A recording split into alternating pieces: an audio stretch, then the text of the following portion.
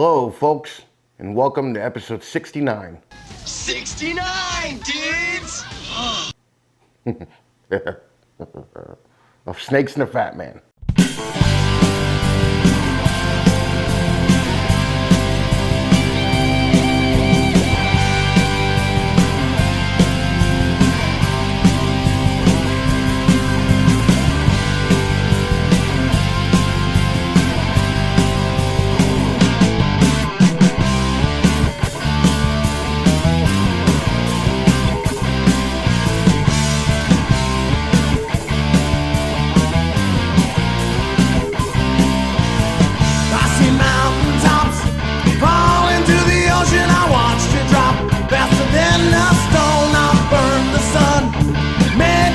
Shiver, I am the one you don't want to know. I told the liars to fold the tongue of serpents I can despise.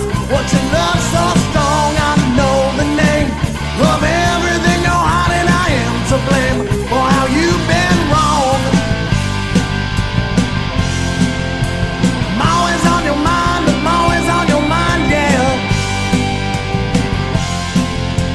I'm always on your mind, I'm always on your mind. I'm always on your mind, I'm always on your mind, yeah. I'm always on your mind, but I'm never on your side.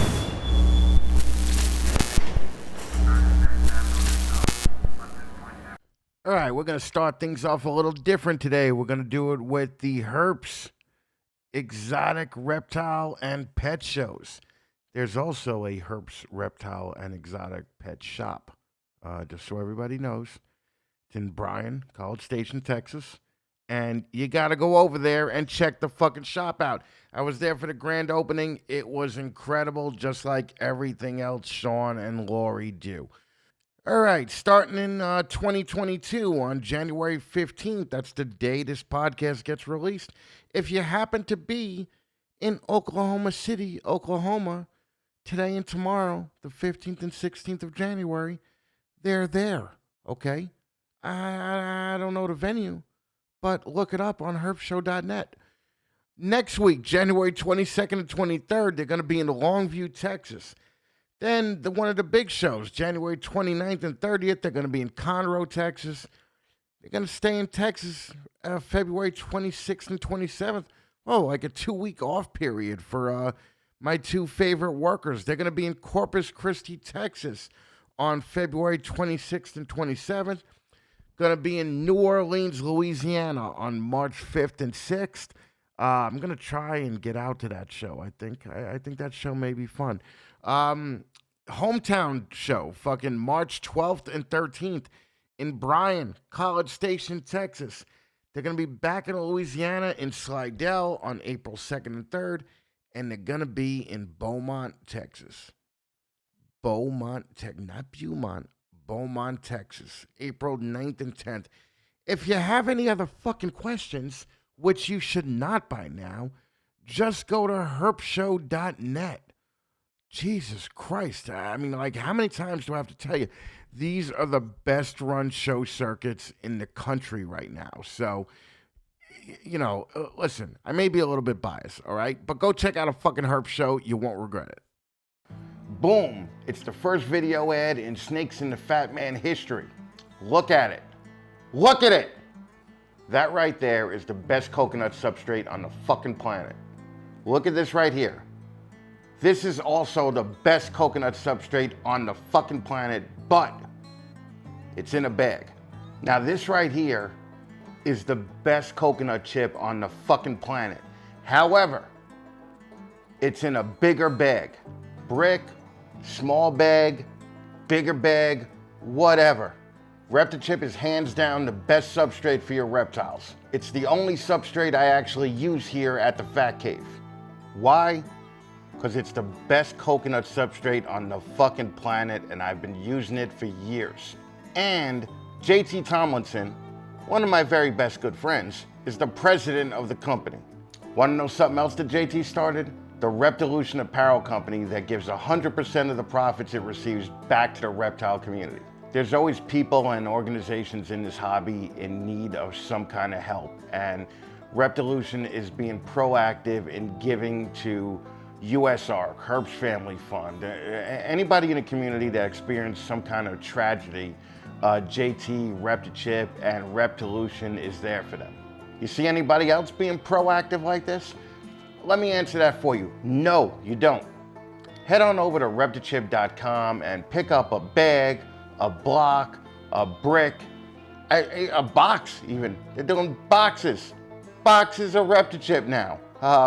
Pick up a Reptilution shirt if you're feeling sexy.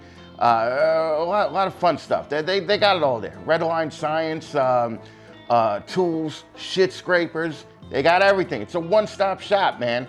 You can buy your reptile shit and clothes. Same place. In February, Eric Marksteller will be here, and he just happens to be the Northeast distributor of Reptichip. So I'm looking forward to seeing how things are done on the distribution end of the whole Reptichip operation there.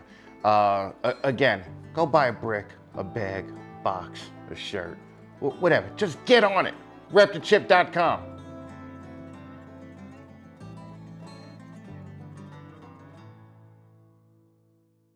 What's up, everybody? How are you? Good? Good, that's fantastic. All right, now that we got that out of the way, some of you are absolute fucking cunts. Cam Kennan was robbed last week. Last week, I think, yeah. And I'm not going to talk about what scumbags the people that robbed him are. I'm not going to talk about that these fucking degenerates are probably the same people that actually robbed Crutchfield a month ago or 2 months ago. That doesn't matter. Everybody knows that.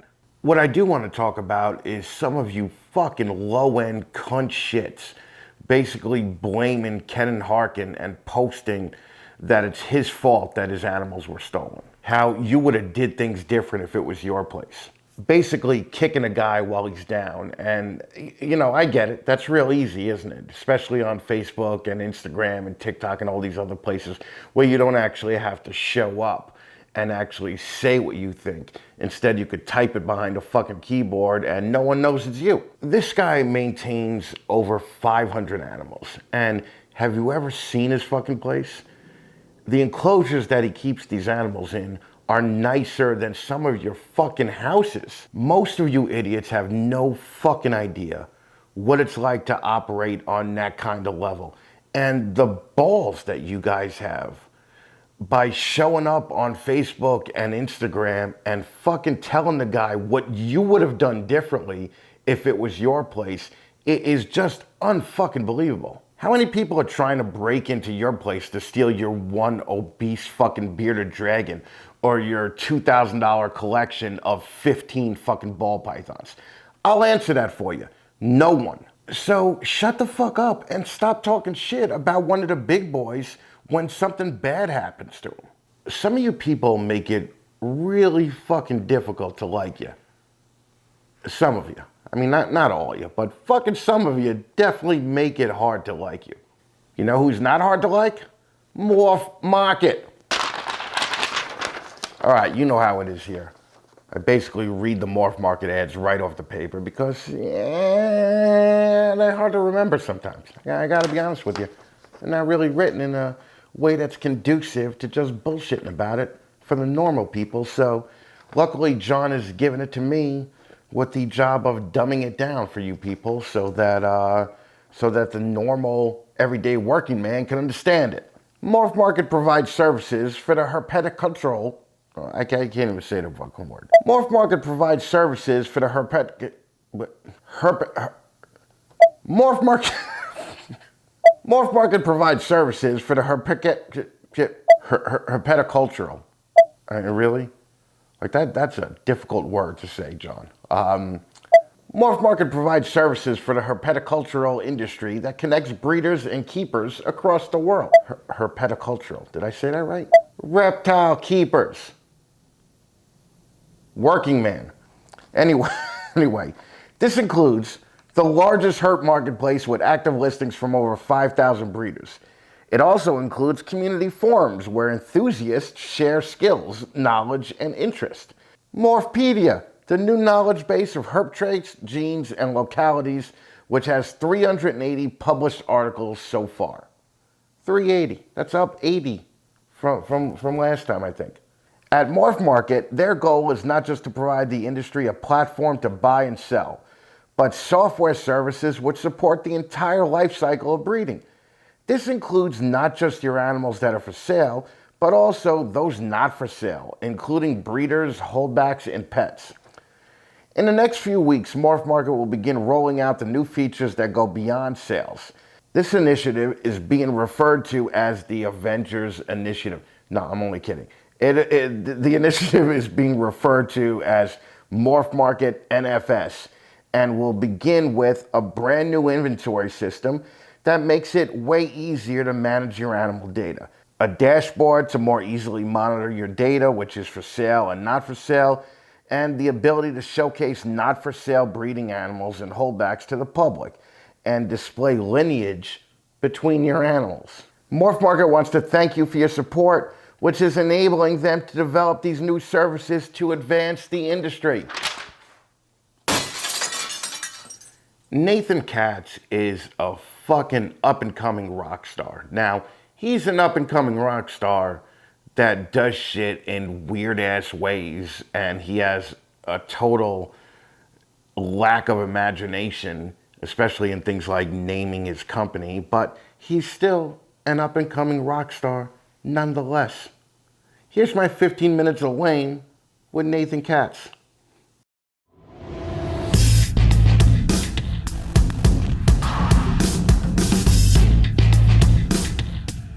Ladies and gentlemen, boys and girls, children of all ages, Snakes and the Fatman proudly brings to you its new breeder segment, 15 Minutes of Lame! Hey guys, it's Justin at Canova. So in the past few years, Canova's become the top source for amazing ball pythons. Now Chris tells me, Justin, it's time to give back. So we're sponsoring the 15 Minutes of Lame to support the new and upcoming breeders. So jump in here. Let's hear your ideas. Let's hear your thoughts. Maybe you can turn your 15 minutes of lame into 20 years of lame, just like I did. If you want to be the man, you got to beat the man. So bring it. 15 Minutes of Lame!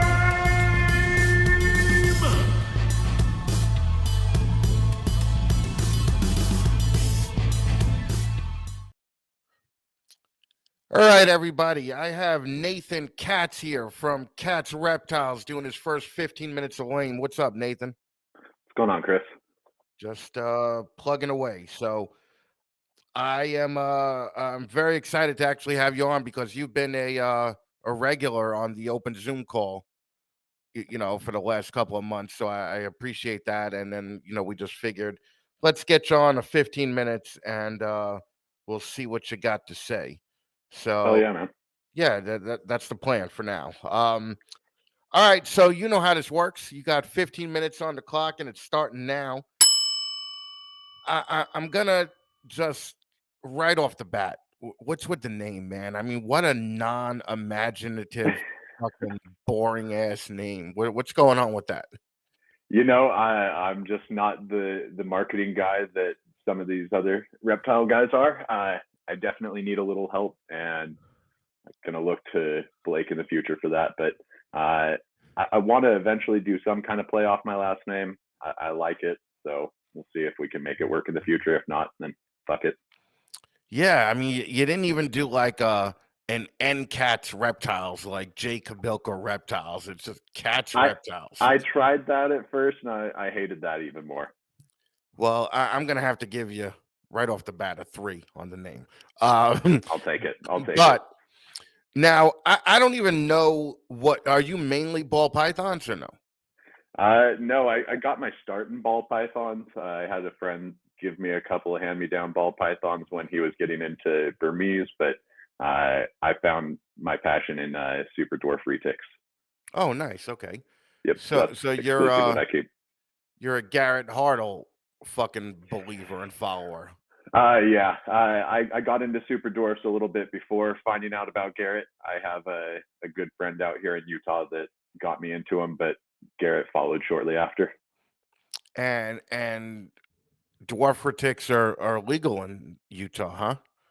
Yeah, where I'm at, there's no constrictor laws. There's a couple cities around town that have constrictor laws, but that's just because of dumbasses who have done dumb shit with their snakes. Okay. Well, I almost feel bad now about giving you a 3 on the name because you're not a ball python guy. That automatically gets you a 5. Okay, So okay, I'll take the adjustment too. shit. So you don't do any ball pythons right now. No, zero. Fucking nice. Okay. And how many retics do you have in your place Uh, currently? currently 6. So Okay. 3 females, 3 males. Okay, so you're keeping it relatively small because the first clutch you get it, you're gonna have 90 fucking eggs in it, right? I had 19 last year off That's of one fucking clutch. crazy. And Yep. did you sell every one of them?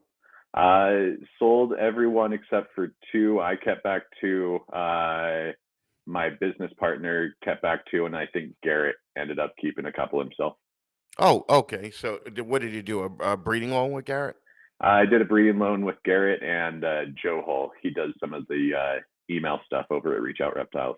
Oh, all right, cool. So basically, I mean, you don't really have to have a giant collection when you're keeping animals that have so many fucking eggs like you do.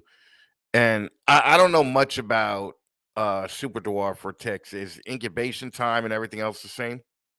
As normal retics, yeah, it's pretty much the same. I think my eggs last year went somewhere around 76 days. All right, so it's 20 days longer than a ball python. Yeah. Okay. And why did like are you just like fuck these ball python people? I need to get out of it, or do you really just like the super dwarfs more than the ball python bullshit? A little bit of both. I mean, I saw myself wanting to breed snakes. I had the ball pythons for a handful of years, and I was just getting so fucking bored with them that I needed something else. And then that's when I stumbled across Richard Bilbo, who introduced me to the super dwarfs, and it was just kind of the hooks were in me at that point. And how long have you been doing the super dwarfs? Almost 6 years now. Okay. And like I said, I don't even know how long does it take a super dwarf to hit maturity. About 4 years. So we bred Okay, our first female at 4.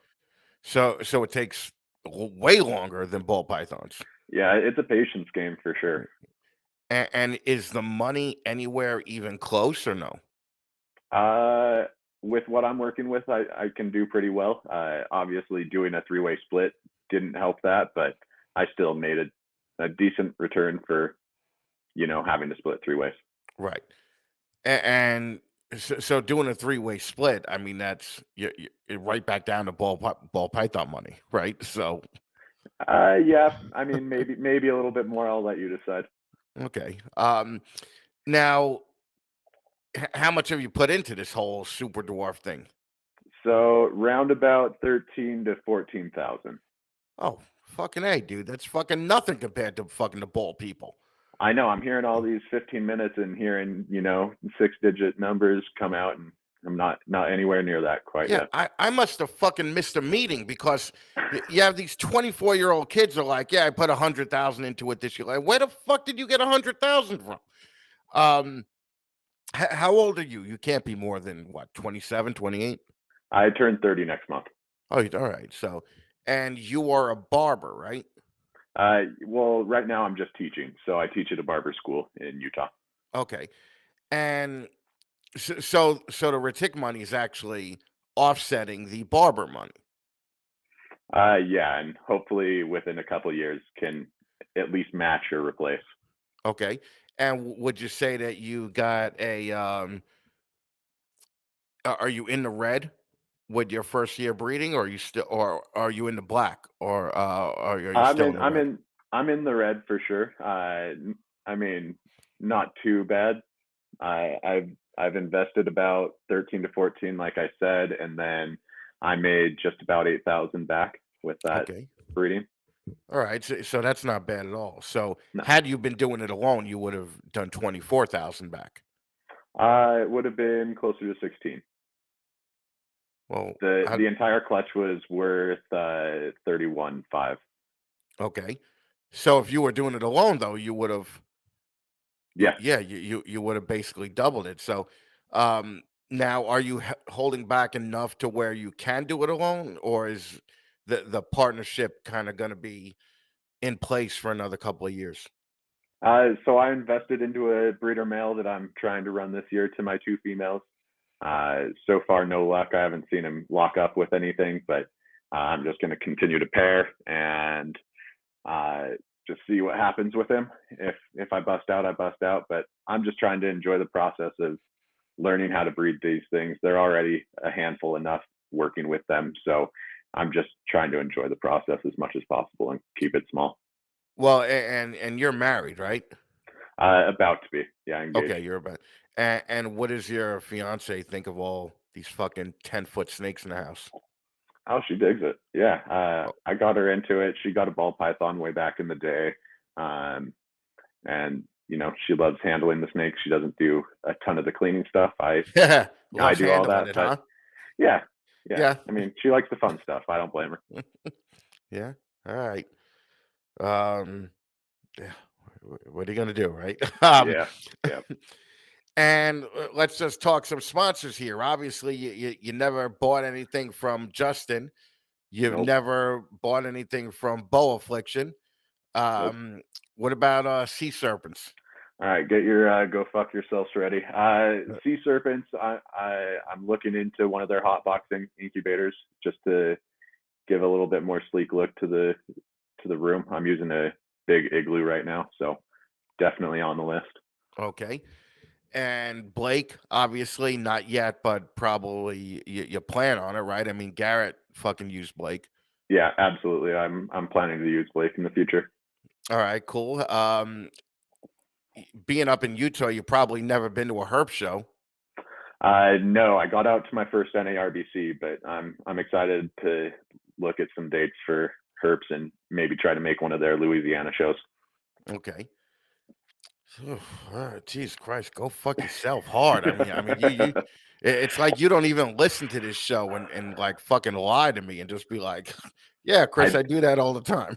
I do. This is half the reason, but I mean that I didn't know if I was ready for the 15 minutes. But You you got to be honest. I'm not going to lie to you, especially you being are a retake guy. you clearly are not, my friend. Now, and you're not using Reptichip either back there. I see. If you have retics, I'm sorry. Like you would have to be cleaning all the fucking time, and it would be a little too much with the Reptichip. I keep them on paper. It's just easier for me.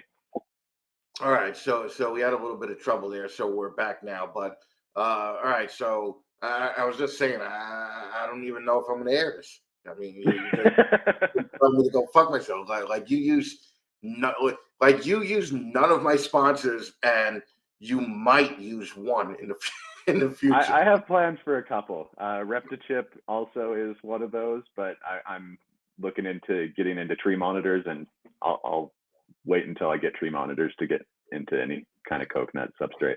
Right. Oh, okay. Well, fair is fair. Yeah. Now, at the end of the day, do you just have super dwarf for ticks, and that's what you don't have any other pets or anything like that yet? I have cats. I mean, it would be a little ironic with my last name if I didn't, but yeah, the only other plan is blue tree monitors in the future. That's what I'd like to get into. Okay. And do you have the space, like the physical space in your house to do it? We'll make the space, but no, I mean, I'm working in a small room in a 2-bedroom apartment. It's about, I think, 12 by 8. Oh yeah, that's pretty small. Yeah. Okay. Yeah. Cool. Oh, okay. Man. All right. So that is small. All right. Yeah. Once we're in a house and the situation changes a little bit, that's when I can start really building. Right. And when you get married? Hopefully sometime this year. We're not putting a ton of pressure on it. We're not going to do any kind of ceremony or anything. Just kind of keep it to ourselves. Did COVID affect the date, or you just haven't picked one yet? No, we're just not the showy type of people. We don't really want to put on a huge party for family. We'd rather just kind of go and celebrate individually with people. Yeah, no, that's the way to fucking do it, man. What was I going to ask? Oh, were you or are you a show guy? I mean, have you ever vended yet or no? No. So right now, if you want to buy a super dwarf retic from me, you have to go through Garrett Hartle. Oh, okay. Not even Morph Market. You don't even use Morph Market? I have an account, and when I do plan to take on the selling aspect of it myself, I'm absolutely going to be using Morph Market. I don't know about shows quite yet, but definitely Morph Market. Well, I just have to say that I believe that I could speak for John, Sean, JT, Kenny, Justin, when they're all just telling you to go fuck yourself now. So I don't even know what to say. Like you got to go through another guy just to buy shit from you. Hey, like I said, man, I have a small operation here. I'm trying to enjoy the process of just learning how to work with these animals. So yeah, for the time being, I don't want to screw around with having to do all the back end of stuff. I don't want to be answering questions all day from customers. I'd rather just work with the animals, learn how to breed them properly. Last year was super easy. This year is not as easy as far as the breeding goes. So yeah, I'm just trying to learn. And once I feel comfortable, then that's when I'm going to let it go. Well, that part I can understand where you just want to fucking avoid people, but to just not, oh my God, this will go as my one of my mistakes for 15 minutes of lame. Like fucking they contact you. It's like I was gonna say, how could people contact you? And I don't even think they could look under Katz Reptiles, right? Oh, absolutely they can. Yeah, I mean, you can email me through katzreptiles@gmail. I have my Instagram, my Facebook's up through Nathan Katz. So, I mean, I'm reaching out to people all the time. I have people asking me questions about what my projects are and stuff. But as far as sales, I'm just diverting everything to Garrett once these animals are here. Oh my God, that I got to tell you, that's pretty gay. I mean, you're really thinking outside the box. You know, I mean, you're definitely taking all the rules and just fucking throwing them on its head. You know, you're like, fuck it, I'm going to breed, but I don't even want to talk to anybody. Well, you know, you're done like a minute ago. I didn't hear that bell, but I'll take your word for it. Yeah, no. I mean, it's really 90% of it is because I don't even know what the fuck to talk to you about right now, being that you don't do shit. All right. But seriously, everybody, get in touch with Nathan Katz if you want to do get into a super dwarf retic project. Or what, a blue tree monitor? You're gonna have those in the future? Yeah, that's probably a few years away, but that's the plan. Oh. All right, great. So you can't even do that. So fucking go to Nerd for any blue tree monitors. do not. No, I would say if you want blue tree monitors right now, Great Basin Serpentarium. But yeah, I mean, I have to have the room, man. You know how small this place is. 12 by 8. So take the room.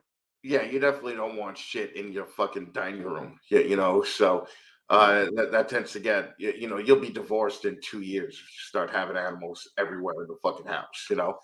That's 100%. But Nathan, thank you very much for fucking hanging out with me for 15 minutes, man. I definitely appreciate it. And listen, if you got questions, I mean, yeah, I don't even fucking know. Yeah, get in touch. Reach out. But no, sure.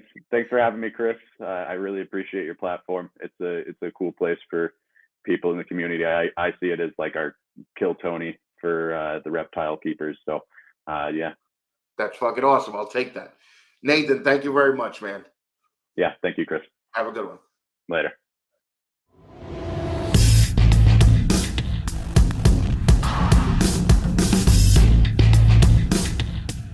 Ladies and gentlemen, boys and girls, children of all ages, Snakes in the Fatman proudly brings to you its new breeder segment, 15 Minutes of Lame!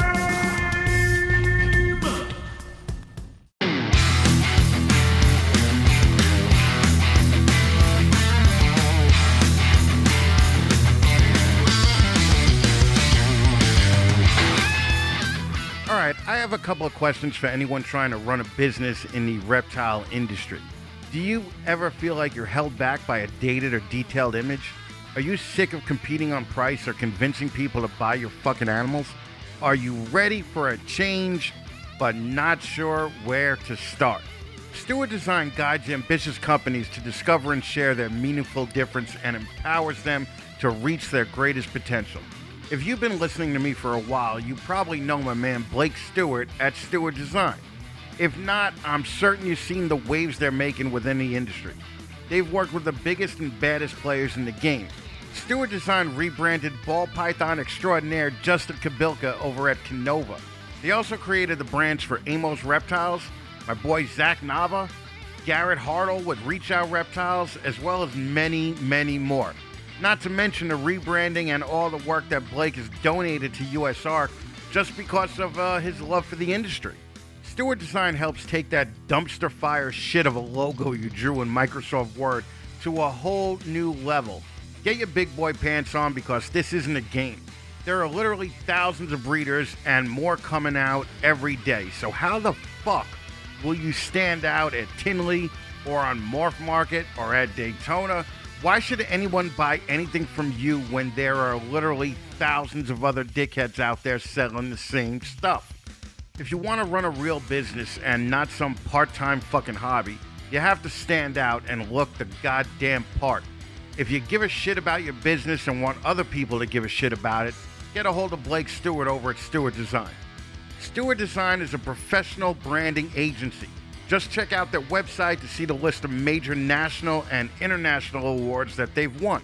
And besides creating kick-ass logos, Stewart Design also designs and prints everything you need to crush your next show, so you don't look like another fucking reject. Business cards, stickers, flyers, table covers, banners, you name it, they got it. Visit sdidentity.com or email info@sdidentity.com to learn more.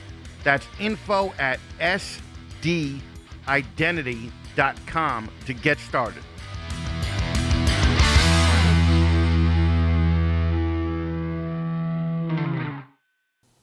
Now, I've known Josh Lundberg from Ball Python Shed for years. I mean, fucking years. I mean, back to the eyeballs days. I'm pretty sure I was around when he started.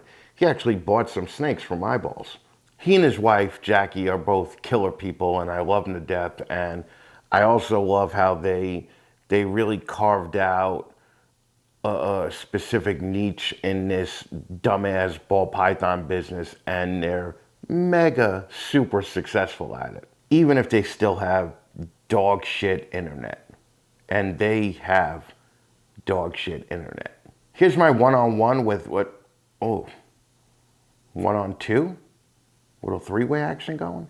Here's my one-on-two interview with myself and Josh and Jacki Lundberg from Ball Python Shed. All right, so everybody, I have Josh and Jacki Lundberg here from Ball Python Shed. What's up, guys? What's up, everybody? We're in a little bit of tape delay, I think, right? So you guys are in Kansas, right? Yeah, we're in the big state down here all alone. all alone, totally. I mean, you, I can't think of another breeder down in Kansas that I know of. There is a few breeders down here. A lot of the guys are in Kansas City area, which is like an hour and a half away from us. But yeah, I mean, there's actually been, I think we've met 3 new breeders just in the last month within 30 miles of here, getting going, buying some snakes. So it's interesting how many people are doing this. Oh, yeah. I mean, it's so different from when we started, you know. I mean, you've been doing this, what, now, about 7 years? Yeah, I mean, pretty much at the level of taking it serious, I guess you would say, and try to make something of it. Yeah, for sure. Okay. And I can't remember how long ago when we started talking. Well, I know because I remember you bought a snake from Eyeballs way back when. Yeah. Like some kind of banana something. I remember. Yeah, we bought a couple. Yeah. Yeah. Yeah. And prior to this, you were doing that weird ass yanking semen from cows and selling them to NBA players, right? Yeah, I mean, basically, I was playing into the registered Angus business, and yeah, we were doing the semen and the embryos, and we had some people that were very wealthy, athletes and things like that, that were getting involved in the cattle for sure. So now that had to be decent money, right? And a decent living. And you were also running like elk hunts and all that, right, on your property? Right. Yeah, I had the outfitter service where I was doing the deer and the elk hunts. And then we also had the cattle operation while we were building up the snakes in the garage, the whole time, basically.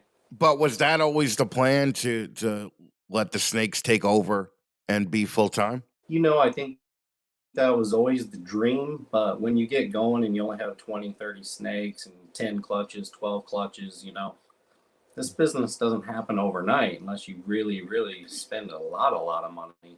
So, I mean, as you said, 7 years, I'm up to like 400 maybe breeder females by this next fall. I mean, it's taken me a long time to get here. Okay.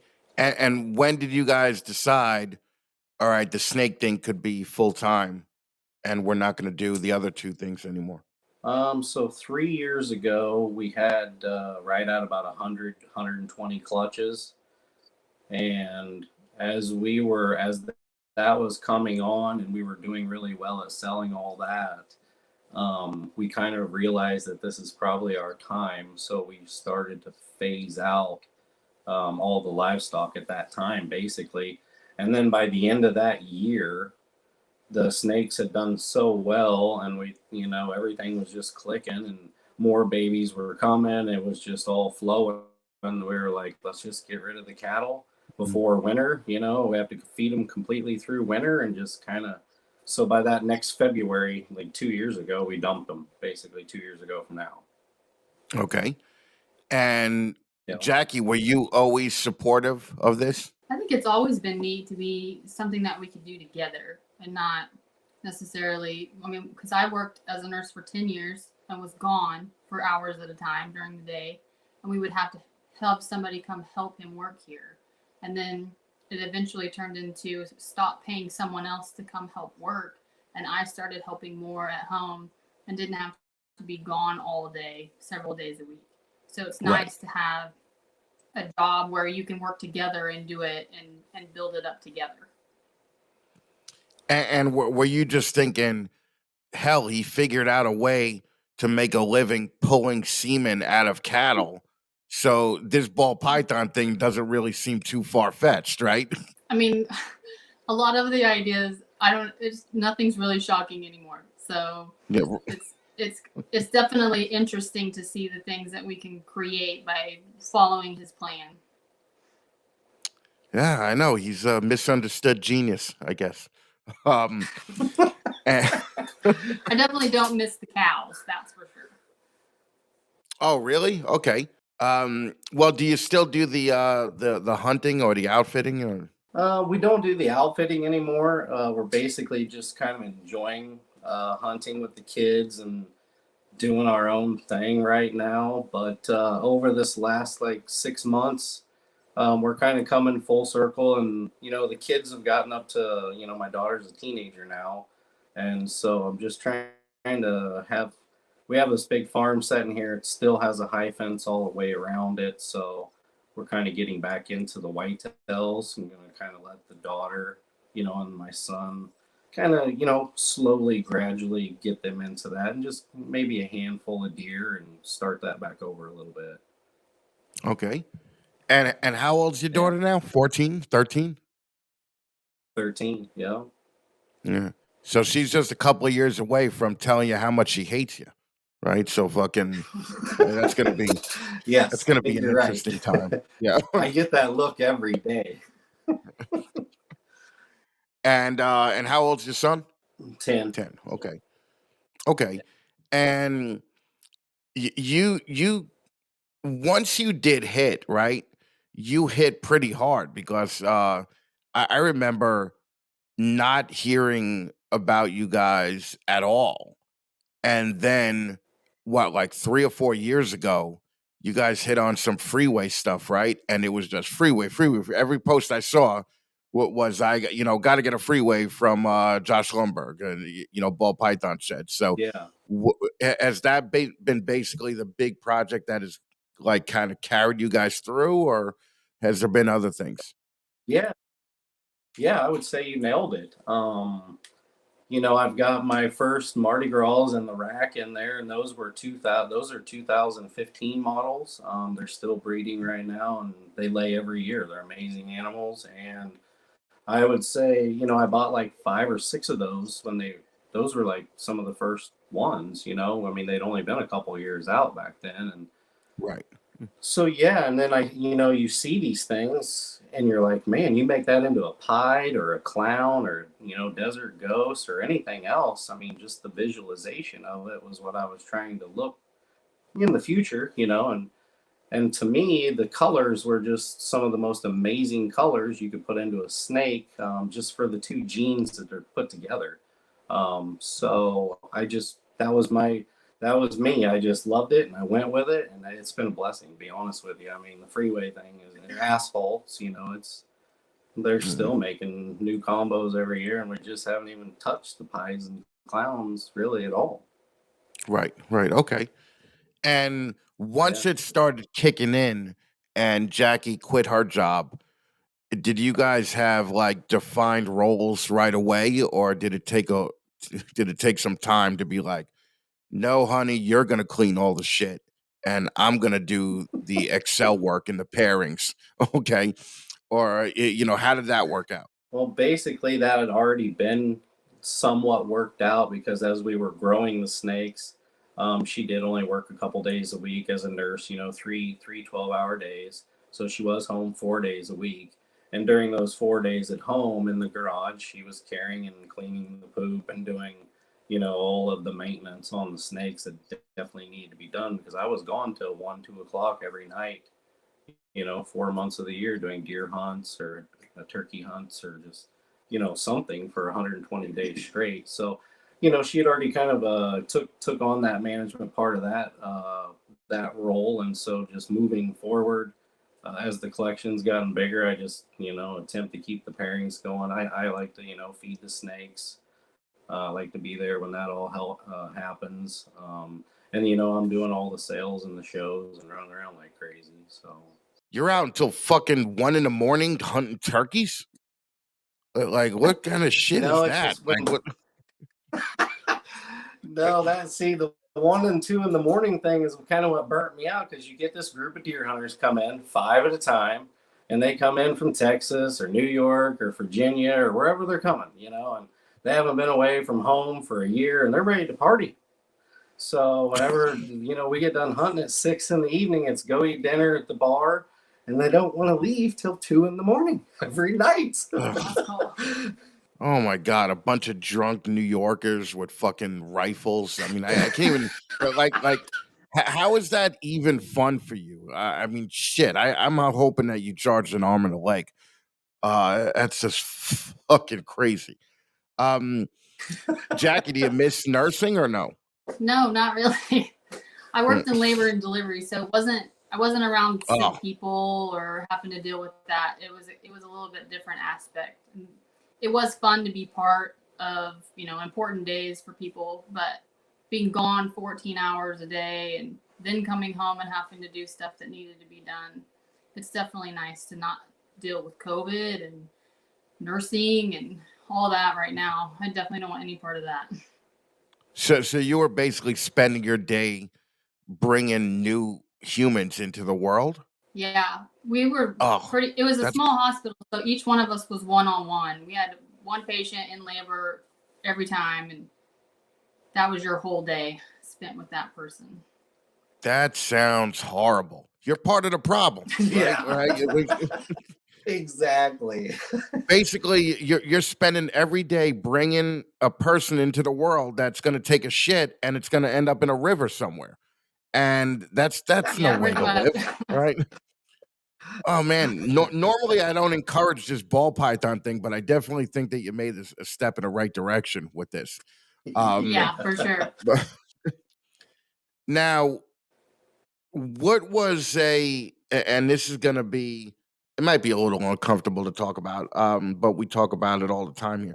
What was the dollar amount that you had to make in order to justify to yourself, I could quit doing the other stuff if I make this much money? Like I remember Bob Vu said when he made 100 grand, he knew that he could do ball pythons for a living.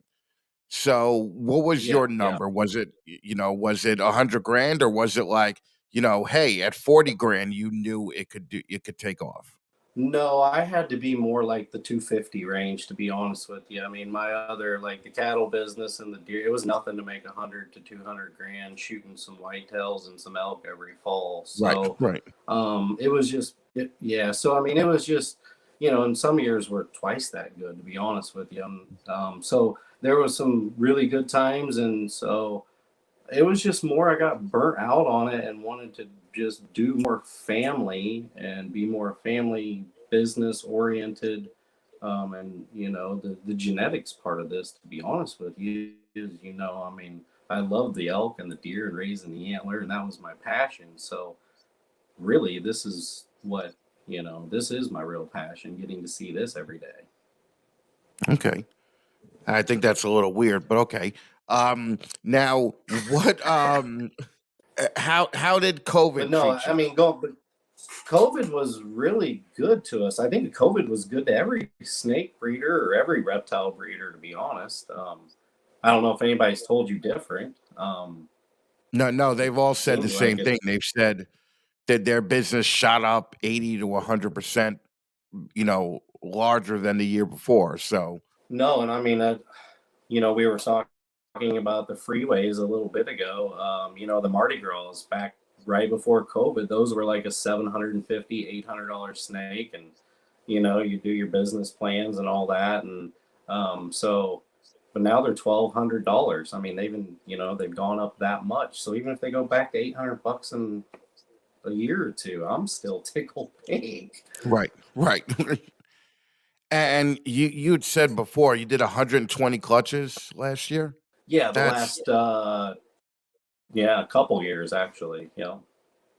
that's a fucking shit ton of fucking babies. I mean, Yeah, it is. and it's just you two doing it. Yeah. So, do you have a separate outbuilding, or do you have just part of the house roped off for ball python production? So no, we have a 30 by 80 barn that we used to use concrete, and we had the deer and the elk facility in there that we handled them and did all the AI work and all that crap. So what we did was we cleaned all that off a few years ago, and then we built structure inside the barn here, and so now we have almost like 1,500, 1,800 square feet. Pretty much already done. So we're just finishing up the rest over the next couple of years. And then the Okay. whole barn will be snake facility, basically. Oh, gross. Okay. And are you open to the public or no? If you call me first, we'll see. Yeah. Okay. All right. Please excuse this quick interruption for a word from our sponsors.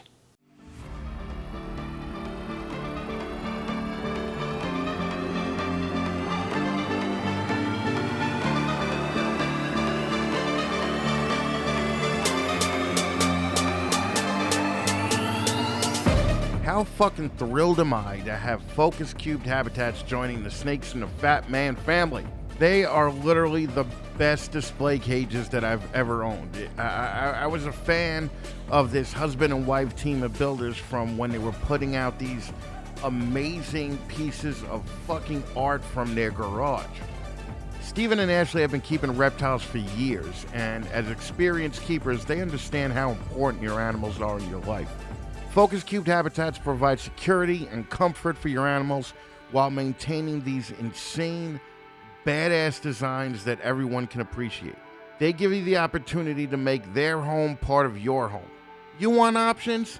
They've got options. Every Focus Cubed Habitat is custom made to your specs, and you could choose from hundreds of options on their website.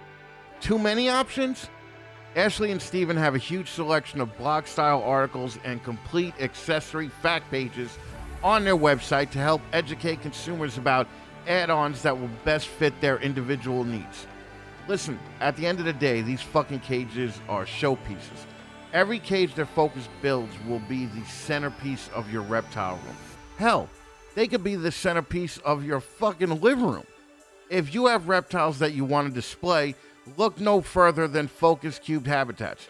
You can follow them on Instagram, Facebook, and even fucking TikTok. Or just go old school and go right to FocusCubedHabitats.com and tell them that the Fatman told you to drop them a line.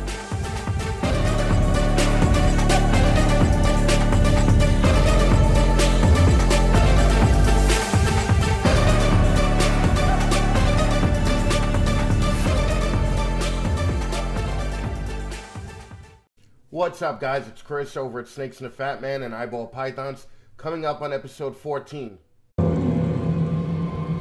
Hell, Lundberg fucker. Lundberg fucker. Lundberg fucker. That's great. Meet you, CEO.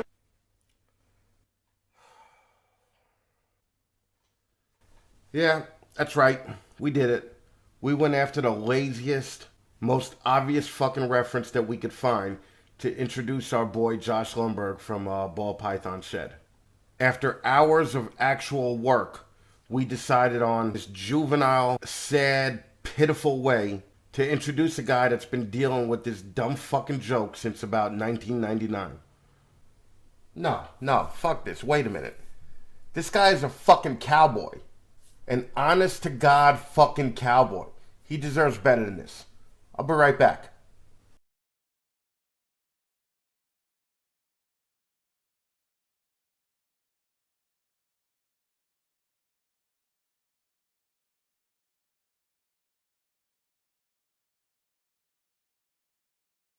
This hat on Amazon still can't fit my fucking head. On episode 14, Josh Lundberg is going to be here talking about how he makes a living selling cows and selling snakes. We're going to be talking about selling cows for a living, our times at Daytona and Tinley. Jesus Christ. So join us for episode 14 of Snakes and the Fatman, where we're all playing cowboys and Indians. And yes, we are aware, if we made better podcasts, we wouldn't have to do shit like this.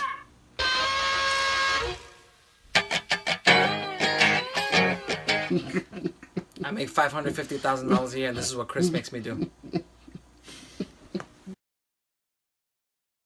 Well, also I noticed that you're in Kansas, right? So you're part of the Texas crew, but you're also part of the Bob Vu crew out in Florida. So, Yeah. like, how did that come about? I would say that all came about when I used to go to Daytona way back in the day, like in 15 and 16. That was actually the first time I met Bob. We just kind of introduced each other. That was really it. Didn't really talk or anything after that. But I was always good friends with like Steve Casino, and that's, so I would hang out with him down there and things like that. And so just over the last couple years, being and hanging out with Steve, that brought me and Bob closer together. And of course, a few, 3-4 years ago, I've done deals with Bob, back and forth on a couple snakes here and there that we bought, or traded or whatever. But nothing was at the level it is now. But over this last couple of years and even the last year, I just kind of, I love the Texas guys. I mean, those guys are as real as can be down there. They don't, that's what I love about them. They don't like to blow smoke up your ass. And, they're just straight up Texas guys that just shoot it to you straight, and very warming group of people down there. And they always have been. And then just getting involved with Bob and Steve down there and going to Daytona and hanging out, just kind of broaden, everything. And, the relationships have grown, and we all get along great, and none of us are really sitting around talking business all the time. That's what's so nice about hanging out with like Bob and those, and Steve and them. We're not sitting around talking about which snakes we're pairing next week or anything like that. I mean, we're talking about all kinds of other crap. Has nothing to do with that. I mean, snakes do get brought up every now and then, but we're literally having fun. That's all there is to it. Mm. Well, and now you're doing a lot of shows. Jackie, do you go out and do the shows too? The kids and I go if it's a local show or it's within a couple hours. It's really hard to leave the farm for a couple days at a time, all of us, unless it's well planned in advance between all the snakes and the mice and the rats, and we have other farm animals that need cared for. So none of us really trust anyone else to take care of it the way we want it done. So it's just easier if one of us stays. Okay, so the first time I met you, Jackie, was Daytona, I think, and that was the time your kid just reached in the ocean and caught a shark, right? Like a baby shark. Like, Yeah, you did. You remember that? Wow. yeah, that was the highlight of my Daytona. Yeah, that was. Yeah. I mean, it was And a wounded shark, but he caught it. That's crazy. Yeah. Well, and what was that? Maybe 2016, maybe. I think it was 16. But yeah, I think you're right. 16ish. Yeah. Yeah, because I had seen Josh at the previous Daytona, I believe, in 2015, and then I just stopped going. I mean, Daytona's fun and everything, but you know the show just. I mean, there's 30 feet in between the aisles, you know, so it's just getting Yeah. smaller and smaller all the time. So, so I just stopped back in going. 15 and back in 15 and 16, I think it really wasn't a hopping show. It was kind of a little dead at that time, to be honest. Yeah, yeah. Plus, it's like Well, 2,000 degrees there. Yeah, it's like getting kicked in the nuts every time you just leave the airport. It's like, this is ridiculous. It is. Like, why am I here? And when I go to Daytona, I basically spend $300 a night to do exactly what I do at home and sit in the room in the air conditioning and watch Marvel movies. You know, like, so that there's no point to even going anymore. But I think me and Donato are going to go this year, and Okay, check it good. out again. Awesome. It you know, because it the hangout is fun. The show is kind of like Yeah. whatever, but getting to hang out with everybody is the fun part of that show. What's give me a non-snake thing that you guys do. Well, like Jackie, what's something that you just do for fun without the children and without the animals? And just like for Jackie, what do you do for fun? I think everything we do has some kind of animal involved. Our whole family likes to go fishing, so it's nice to take the boat out and go fishing. And we all like hunting, so we bow hunt and practice and do that together. So in some way, all the things we do involve an animal of some kind. Oh my God, I cannot relate to you at all. I have never been fishing. I have never been hunting. I can't even imagine shooting a bow and arrow at a fucking animal and hitting the animal. There's no way that would happen. But like, That's kind what's of that? what our kids like to do. In the off season, they'll set up for hunting. So they're putting out corn and putting out tree stands and getting prepared for later in the year. So it kind of still all revolves around the hunting aspect of it for all of us. There's no way. Okay. But like, what do you do if you're hunting or fishing and you got to take a crap? Do you guys have a big enough boat where you have a bathroom on it? No, the poo-poo situation, there's usually, we go to a lake or something that has facilities there, and then if you got to pee, we just, the boys can go right off the back. It's easy. So you just pee right in the water. That's the fish do. So you're basically catching a fish that has eaten your pee and poo and just that's not that's not, I don't even know how you people could do it. And then when you go hunting and you kill a deer that was just sitting there minding its own business, let's say, right? And you decide, oh, I think I want to put an arrow in its ass, right? Like what happens when you kill the animal? Like, do you got to huff it all the way back to your truck? Or do they have some kind of service that comes and picks up the dead deer for you and they bring it back to your truck so you don't have to fucking do it. Like I just don't even know the first thing about hunting. No, man, hunting is a lot more sophisticated than what you think. You know, we have trail cameras and we put them out for months at a time, and we pick out specific deer that we want to hunt, and then, you know, we basically wait for the right time that one buck comes in that we want to hunt, that we've been chasing down or tracking for the last months, and you know, and that's your trophy. And if you kill him, you eat him and mount him, and you enjoy the thrill of the kill is what it is, really. Yeah. No, I could definitely see that part. Okay, so in Texas, Robert Powers told me he's gonna take me up in a helicopter to shoot wild boar with a machine gun, right? And that sounds fun, right? Like that sounds like you know, like I can pretend I'm in Vietnam shooting at Charlie, right? Like fucking it sounds like something that I would be wasn't gonna fun. go there, but yeah. Yeah. But actually like sneaking around in the woods like I'm in Red Dawn, fucking trying to kill my own fucking like I don't know if you noticed this about me, but I don't think I'm really that nifty on my feet, you know, like I'm not a ninja, all right? I can't be sneaking around not breaking a stick or whatever where the deer will hear me from fucking 20 yards away and run away. So when do you guys use machine guns when you go shoot, or is it just a plain old one-shot rifle? It's a machine gun that shoots one round at a time, yes. The AR-15, right. Oh, it's an AR-15. Yeah. Okay, so it's a Columbine gun. Okay, all right. So yeah, exactly. Yeah. That's cool. I guess if you're gonna blast the shit out of an animal minding its own business, that's the way to do it, right? Like fucking and just, you get like a 100-round clip for it. You just go for it. Yeah. Well, right. That's and do you gotta worry once you kill it? Like you have to worry where the bullets are, right? You don't want to be eating a fucking steak and then fucking crunching down on a fucking bullet.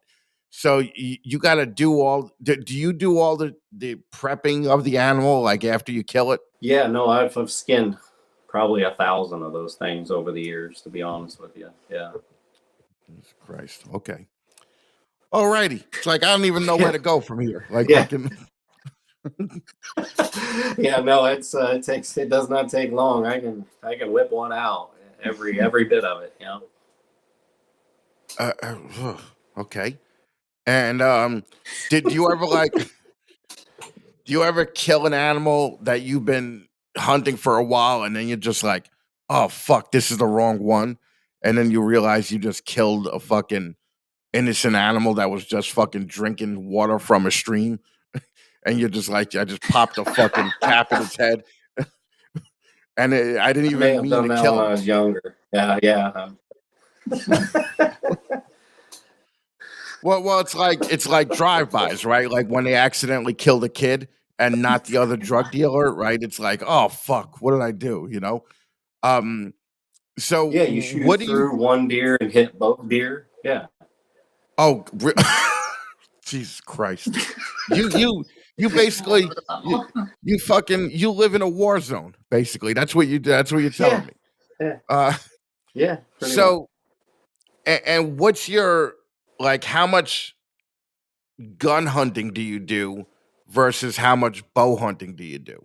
And does the whole family do bow hunting also? Like 4 little Hawkeyes running around the woods trying to fucking kill shit? Yeah, that's really the extent of it, because the bow hunting is the real challenge, because you want the deer within 40 yards of you to shoot it. And, you know, those deer can smell anything in the world. So that's the challenge. And, you know, that is the exciting part. We do a little bit of rifle hunting. I did a lot more of that when I was younger. These days, it's just, you know, if we go hunting, we don't kill one, we had a good time. I don't have to get the gun out to blast one anymore. Alrighty. So when are you coming to Kansas to hunt? Dude, you don't want to hunt with me, all right? Because fucking I'll fuck it all up. I'll be like, listen, do they have a potty here? Because I need to take a shit, and I'm not taking a shit in the woods. Okay, so that's just not gonna happen, like ever. Like that's just not my thing. Yeah, yeah. I'm never gonna dig a hole, okay, to take a crap in. Um, You just drink a bunch of Pepto before you get here, and you're plugged up the whole time. That would have to be the way. And also, like, listen, I get winded walking to my car in the parking lot. All right, so fucking, I don't want to be You're walking killing me. around the woods and then I'll be limping all over the place. Like fucking, this is killing me. I just can't even see myself No, hunting. you need to go fishing. Yeah, no, like I'm not gonna touch the fish after I catch it. Like fucking, you're gonna have to get it off the hook and shit. Like I'm not. That's just fucking nasty. Yeah, not gonna do that. But, yeah. No wonder you don't have get snakes fishing. anymore. What's that? No wonder you don't have snakes anymore. No, it's just like fucking. Like fishing is just like it's like masturbation without the payoff, right? Like fucking, like you could go out there all day and fucking fish, right, and catch nothing, and then you got to go back and you got to That is true. pretend to other people that you had a good time. When Yeah, if you're not that's true. catching a fish, you didn't have a good time. Like fucking, that's just not. Yeah, so really, I wouldn't be able to relate to your world at all. Like fucking. No. What other do you have chickens too? Yeah, we do have some chickens. Yeah, we got a little barn with 4 or 5 pens of chickens in there. And you probably eat the eggs from the chicken, right? Yeah. Yeah, that's nasty. I don't know how you do that. During COVID, you couldn't find eggs at the store, so we were just preparing ahead.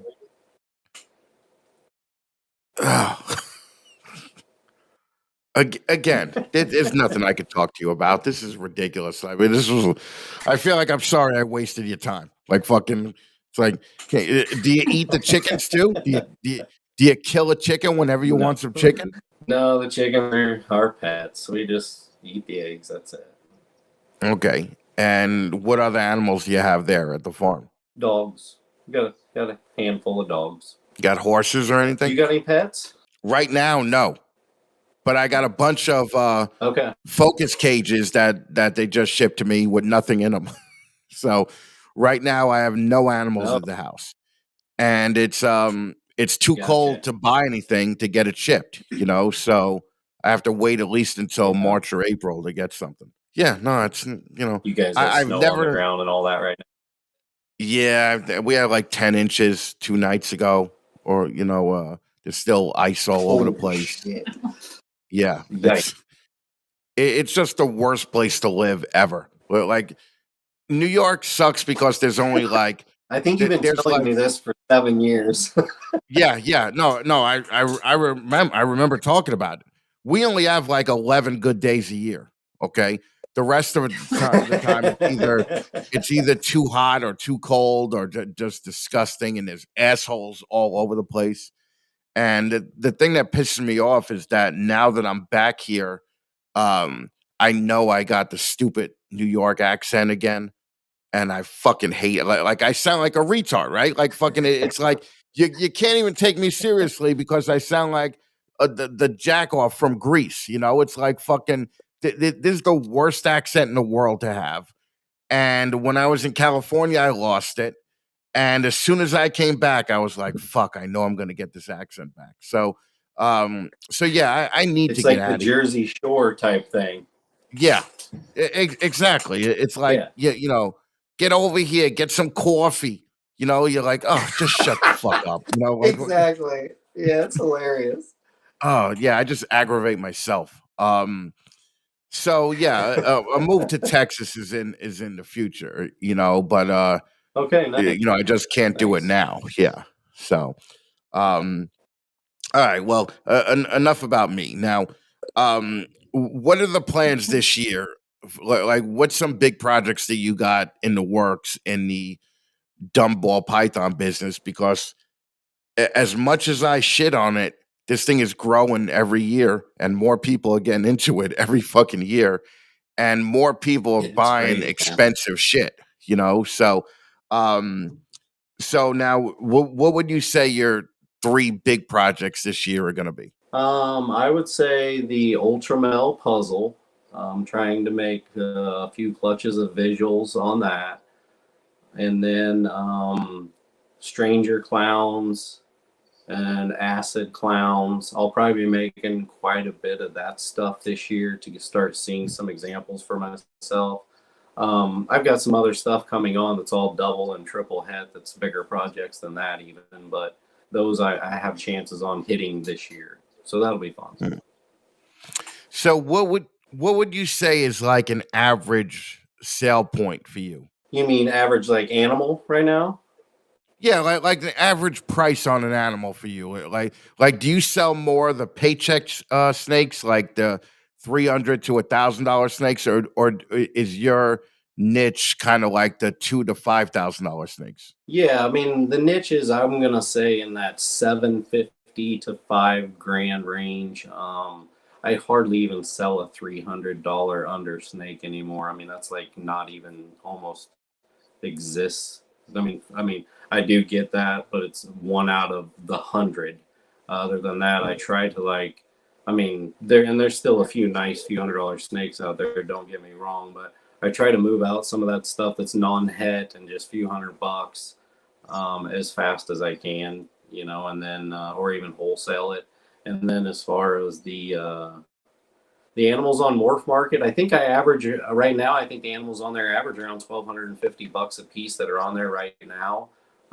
So, and there's been animals on there a lot higher than that. So I would say the average could have been as high as like 1,700 a piece on Morph Market this year. And are you selling like what's your number that you're selling, because you're having 100 clutches a year, so it's almost like you can't hold them all back, right? So what would you say your average number of snake sales is per year? I'm gonna say we probably wholesale out a couple hundred snakes every year, and then we're probably private selling out around 500, and then 600, and then the rest of them are holdbacks. I would say for the most part. Oh, okay. How many fucking freedom Yeah. breeders do you have in your house, or ARSs? I think there's 7. There's 4 of the 55 series racks, but all mine are 13 tall. So everything's stacked way to the ceiling because I got 10-foot ceilings in the snake facility. I built that so I can really just stack them way up. Right. Okay. So now you got to get on a fucking yeah. ladder to get, you know, Yeah. you got to get on a ladder to get the fucking top shelf, right? Like Billy in Canada. That's fucking crazy, man. Yeah. Yeah. The higher you get, I mean, isn't it harder to clean? It pays to be 6 foot. So when you Yes. stand on the top of the ladder. Oh God. Okay. That's fucking crazy. Now, do your kids help at all or no? They like to help do the hatchling racks. They're not super into cleaning the bigger snakes, but it's a lot of help when they go through and they do the smaller racks, because there's a lot of tubs in the smaller racks. So it takes a lot of time to go through all the little bitty tubs. It's definitely helpful Okay. when they come do it. Okay. And do you have any hired help or no? You're looking at it. Just all of us. Just us 4. Well, okay. So it really is just a family business. Yeah, that's the goal, right? And do your kids have any interest in this after you retire? I don't know. After I retire, who knows? I mean, hopefully they won't have to do it either unless they want to. So we'll see. Oh, that's They adorable. like going to Okay. the local shows, and they'll set up at their end of the table and sell snakes, and so it's fun for them when they get to go, because they'll clear out their end of the table long before we clear out our end. Right. Well, at these local shows in like Kansas, right? You're not selling $3,000 snakes at the local shows, right? You're basically selling the lower end stuff there. Yeah, the $500 to $1,250 snake is really what sells it. Every now and then, one out every 5 shows, you'll sell a 3 to 5 grand animal, which is really cool, but it's very unexpected. But yeah, Mhm. you're right. Pretty much that's yeah. So now let's just go over some quick, no bullshit questions. What was the best piece of advice that you've got since the beginning of your ball python journey here? Um, Best piece of advice, oh man, I would say is stay humble because the Mm. business is big and everybody's breeding a lot of the same stuff. It all sells at the end of the day. So don't beat each other up over it because, that used to happen a lot and we've seen it happen a lot in this business. And I just tried to stay humble the whole time and, get along with everybody and just compete at the same level. So that's what I say. Yeah, I know. I know that it's hard as fuck to find anybody that says a mean word about you guys. It's always like, "Oh, Josh, Jackie is so great. They're fantastic. They're amazing. I love them." And I'm like, "Oh, really? Like they're not that cool. Come on, like Josh had to do something at some point to fucking He piss you can be off, an asshole. Yeah. Jackie, what was the worst job you ever had? Worst job I've ever had. I think going through college being a waitress is definitely the worst job. People are jerks. Yeah. Yes. Right. Well, and who deals with the people more, you or Josh? Since he does the shows, he definitely does in person more. We do a lot online together. I kind of tend to post stuff on Instagram. He covers Facebook 99.9% of all of that. So as far as dealing with people, like if they send a message, if it's people who are looking for something and really specific, he'll deal with it. If it's someone who needs help and asks a lot of questions, sometimes that gets handed over. And she does the raffles as well. We have our own Facebook group. You may see that where we kind of have those raffles Yeah. that we do every other week or every week sometimes. And so she definitely takes care of all that. Well, have you ever taken shit on the raffles? Because I know that guys like Antoine get hate sometimes when he does a raffle because people are just like, if it doesn't equal out the exact cost of retail of that particular item, people just shit all over Antoine. So do you guys get hate like that? I did in the very beginning. I'll be honest with you. There was even a couple people in Kansas that kind of shit on me over that. And, I kind of just let it roll off my shoulder, to be honest with you. I don't really care. It is a business plan. It is a business. I'm getting the full amount for the animal. It's just I get it from several people. They all, they all have to share in paying for the animal for one person. It is what it is. So, but I do get full retail for the animal. And what is full retail? Like we just talked, a Mardi Gras 1250 nowadays, 800 4 years ago. What really is retail? You know what I mean? Right. So Right. who's going to bitch about $100 or two? We'll do a credit raffle where the winner gets to pick what they want. So we'll run the raffle and it's $1,250 in credit, shipping included, but we're only posting enough spots to take in $1,000. So, it's not like we're making bank on these raffles on top of what people are benefiting in the end, because the shipping, from us to you would be $100. Locally, Right, it'd probably right. be $30. So averaged out to, $60, $70 plus the $250 difference they're gaining. So we're definitely trying to help. Someone might spend $10 on the spot and get a $1,200 animal they couldn't have got otherwise. Right. So, Of course. I mean Yeah, that's yeah. like that's the benefit that people get from this that I just don't get the complaining. Like I don't understand the That's the complaining. way I look at it. We actually get Well, very humbling messages, private messages from people that win this that say, I never would have been able to afford this acid hypo, right, unless I had this credit and put the couple $100 with it. It's a dream snake for them to get their collection going. So yeah. some of these people, it means a lot. Yeah, well, but you have to know, like, so much white trash in this ball python game. Like, there is so much white trash, and Yeah, yeah. and you could. I see Jackie back there, just like I'm not gonna say nothing, but she knows. She knows there's a lot of white trash. I mean, there's the amount of people that have wheelless cars on cinder blocks on their lawn in this business are probably a good 40% of them. Okay. That Yeah, they have I would agree. dryers out on their fucking lawn on cinder blocks. These are just the people that you have to deal with. The problem is that the top 10 or 20% are really cool, right? So you put up Yeah. with all that bullshit because you have access to the cool people too. But that is a Right. problem with the ball python thing, I think, is the amount of white trash that will complain about anything. Yeah, I mean, there are a lot of bitching and complaining. I try to keep myself out of the drama part of a lot of stuff. I like to, I guess, poke people, or, I mean, I'm not trying to make fun of people, but every now and then when people try to say something, I just, I might put a little laughing face on or something, because it's just like, people are spilling bull crap. I don't want to be in the drama, but I'm going to laugh at it. That's for sure. Right, right. Well, they had Yeah.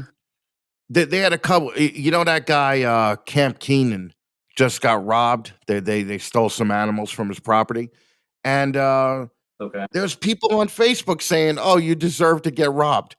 You know, you dumb Damn. fuck. You make enough money. You should get better security." And I'm like, what kind of fucking shithead will go like kick a dude when he's down when he just had a shit ton of animals stolen from him? You know, like what Yeah, kind of right. fucking jerk, just yells at that guy? So that is, I mean, I think that that's the reality of any kind of hobby. Like, I'm sure it happens in the dog hobby and in the cat hobby and all that, but it just seems more prevalent in the ball python thing. And I think that that's because the ball python thing is so easy to get into nowadays that It you is. don't need a lot of money to get into this hobby. There is, and it is. I just can't believe the number of people still getting into it, which is great for us. And even the overseas market, it seems like it's growing really well right now. Oh yeah, yeah, it's fucking crazy. I mean, Miguel is Yeah. opening up Mexico, like Justin's, going into a lot of Spanish speaking places.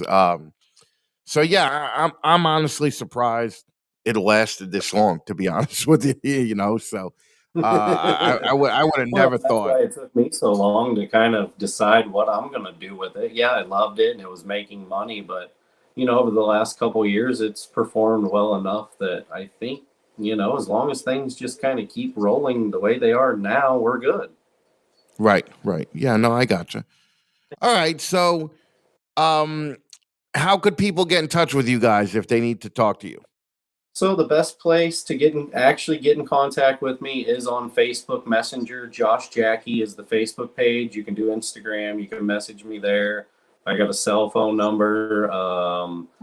It's on our page. You can go to Morph Market under Ball Python Shed. That's our store there, and see what we have there. Yeah, I'm pretty easy to get a hold of. Get back to you in a couple hours usually. Fucking Facebook. You're old. Right. I get burnt out on it, to be honest with you. I get sick of Facebook, but it's like the easiest platform to navigate and message and everything. So it's like it's almost just you're hooked on. Oh You just yeah, no, are. I agree with you. It I'm older sucks. than you, so the only thing I do, I repeat my Facebook post on Instagram, and I think I'm cool. I'm like, oh, I'm using Instagram like one of the kids, and my niece looks at me and she's like, dude, you're not using Instagram. You're just reposting what you put on Facebook. you know, but like I don't even know how to do an Instagram story. I just take other people's stories that mention me and add them to mine. Like I've never done my own Yeah, story because I have no idea how to do it. But I did just start a yeah. TikTok, and I'm really feeling young now because fucking TikTok is Yeah, baby. Really. Next thing you know, I'm gonna be blowing a dude out on the corner, fucking, because I'm such a gay retard. Fucking, it's horrible. It's horrible. I can't even believe I did it. But all right, Josh and Fans Jackie, only, thank you snakes so and the much. fat man. Yeah, that's right. That's what it is. Thank you so much for taking the time to do this. I appreciate it. And Josh, you were on, I think 7 years ago. I think you were on in 2015 or 16, and it was No, nice and to I have still you have to back on thank again. you for that. You know, I mean, you even back then, just being a no-name guy coming up, I mean, you definitely gave me a chance there to show myself, and it helped. So I appreciate that even back then. That's awesome. Now 7 years later, look at where you are, right? I know, So, it's crazy. It's awesome. guys, thank you again, and I'll talk to you soon. Okay. All right, buddy. Thank you. Thank you, Chris.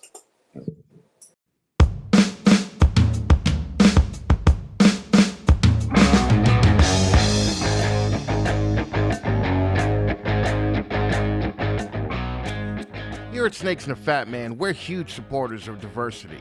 We're proving that point here by having our first ever boa breeder as a sponsor on the show. Boa Affliction has been around since 2010, and when they saw the VPI T-positive gene, they immediately shifted their focus and decided to make not just visually stunning albino boas, but they quickly realized that the T-positive snows and sunglows really stood apart from the T-negative albinos that were available at the time. This original VPI gene has maintained its place in the market for the last 10 years and shows no sign of slowing down. Here's the thing. When you invest into your 401k, a 401k for all you ball python people is a fund that you invest in for your retirement. But when you invest in a 401k, you just don't invest in Walmart. You invest in Amazon, Verizon, Bitcoin, blah, blah, blah. That's all we're trying to say here. 100% of your collection doesn't have to be ball pythons. Throw a few boas in there and be part of a different type of cool crowd. And when you do that, invest with Kenny over at Boa Affliction. Great, no bullshit guy with an awesome website. And how in the fuck am I gonna say no to a guy who uses this chick in his promo picture? Can't do it. Can't do it. I tried everything. Go check out Kenny today at boaffliction.com. Sticking with my supporting of diversity, I actually hired a millennial to handle all my social media, but I had to fire him because he didn't show up for work. So I'm just going to leave this picture up here for a little while longer.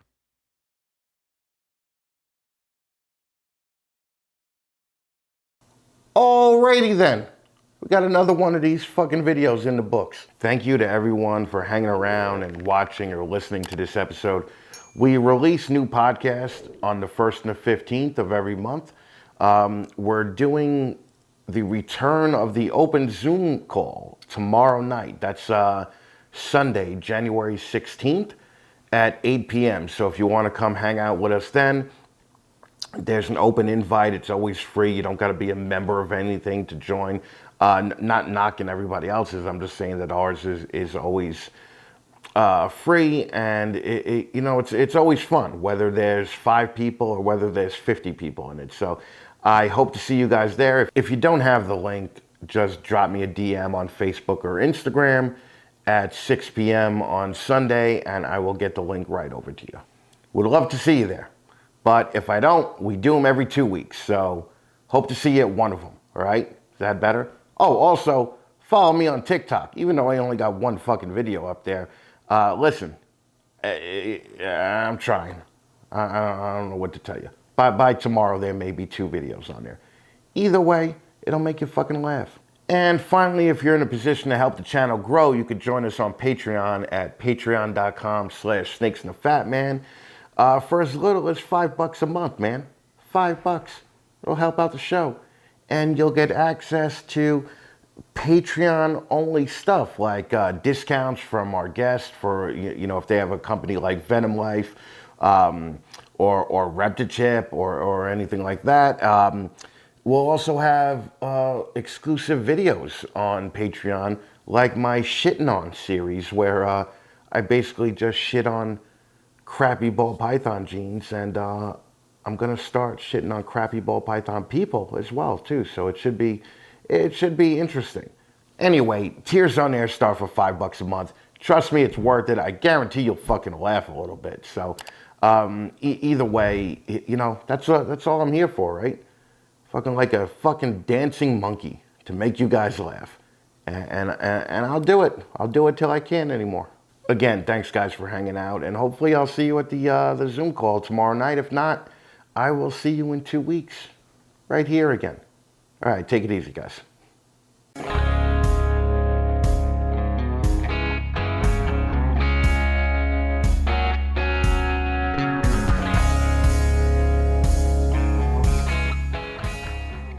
Everyone talks their own shit about what kind of racks you should buy.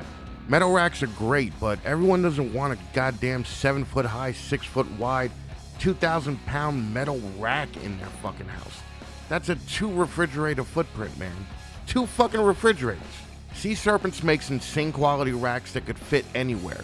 They're stackable PVC racks that are living room friendly, and they're shipped fully assembled with heat tape already installed. Just plug it into a thermostat and you're ready to go. When we had the shop, we had over 20 Sea Serpent racks there before they ever became a sponsor of Snakes and the Fatman.